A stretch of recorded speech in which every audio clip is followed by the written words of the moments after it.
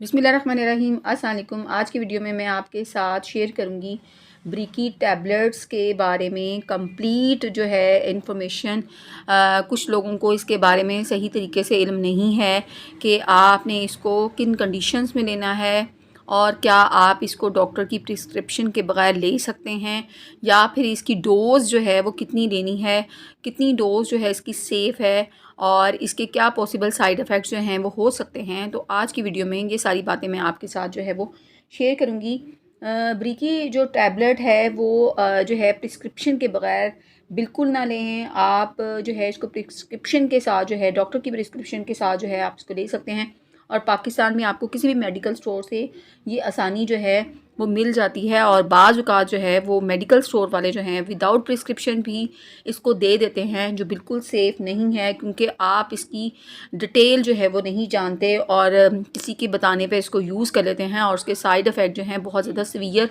हो सकते हैं।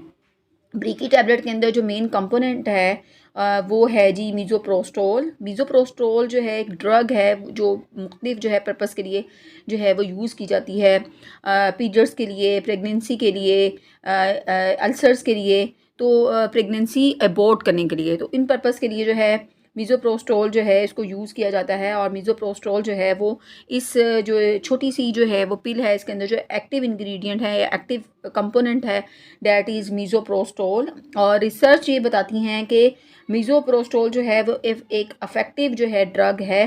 फॉर लेबर इंडक्शन और ख़ास तौर पर सेकंड ट्राइमेस्टर के अंदर जब जो है डॉक्टर देखता है कि फीटल डेथ जो है हो गई है मदर में के अंदर, और या फिर जो है वो देखता है कि ये जो प्रेगनेंसी है उसके अंदर मिसकैरेज हो गया है और उसको कंप्लीट एबॉर्ट जो है वो करना है, तो तब जो है डॉक्टर आपको ब्रीकी टैबलेट जो है वो रिकमेंड जो है वो करते हैं। और वैसे इसका इस्तेमाल आप ख़ुद से करें तो वो डेंजरस है, अगेन जो है वो ये सेफ़ नहीं है। ब्रीकी टैबलेट की जो डोज़ है उसके अंदर जो है डॉक्टर आपकी कंडीशन के अकॉर्डिंग, आपका कौन सा ट्राइमेस्टर चल रहा है, अगर आपके जो है फर्स्ट ट्राइमेस्टर है और फर्स्ट ट्राइमेस्टर में जो है वो मिस्ड अबॉर्शन हो जाता है तो तब भी डॉक्टर जो है आपको ब्रीकी टैबलेट जो है वो रिकमेंड करती हैं और उसके लिए डोज़ जो है वो बहुत कम रखी जाती है। उसमें 1 टैबलेट जो है वो सुबह के टाइम और 1 टैबलेट जो है डॉक्टर जो है शाम के टाइम जो है रिकमेंड करता है। और उसको किसी आप गर्म दूध के साथ जो है उसके लिए डॉक्टर कहता है कि आपने इसको गर्म दूध के लिए लेना है। और अगर जो है फीटल डेथ जो है वो किसी सूरत में जो है सेकंड जो ट्राइमेस्टर है उसके अंदर हो जाती है, स्पॉटिंग स्टार्ट हो जाती है, तो फिर डॉक्टर जो है आपको जो है सेकंड ट्राइमेस्टर में इसको रिकमेंड करता है। फिर उसकी डोज़ जो है वो चेंज होती है। वो डोज़ ये है कि उसमें जो है ना 4 टैबलेट्स जो हैं आपको इकट्ठी कहा जाता है कि ज़ुबान के नीचे रखें और फिर उसके बाद दूसरे दिन दोबारा जो है 4 टैबलेट्स जो है ज़ुबान के नीचे रखें और उसके बाद जो है डेली बेस पे जो है सुबह और शाम 2-2 टैबलेट जो है आपने 3 दिन जो है वो लगातार जो है लेनी है। अगेन जो है मैं आपसे कहूँगी कि हर बंदे की जो बॉडी है वो रिस्पॉन्ड करती है, डिफरेंट रिस्पॉन्ड करती है डिफरेंट मेडिसिन्स को, तो बग़ैर प्रिस्क्रिप्शन के किसी के कहे पे आपने इस मेडिसिन को जो है वो यूज़ नहीं करना है। आपने डॉक्टर के मशवरे के बगैर इसको बिल्कुल नहीं लेना है। अब इसके अगर हम साइड इफ़ेक्ट की बात करें तो उसके अंदर पेल्विक पेन हो सकता है, विजाइनल ब्लीडिंग आपकी बहुत ज़्यादा सीवियर हो सकती है,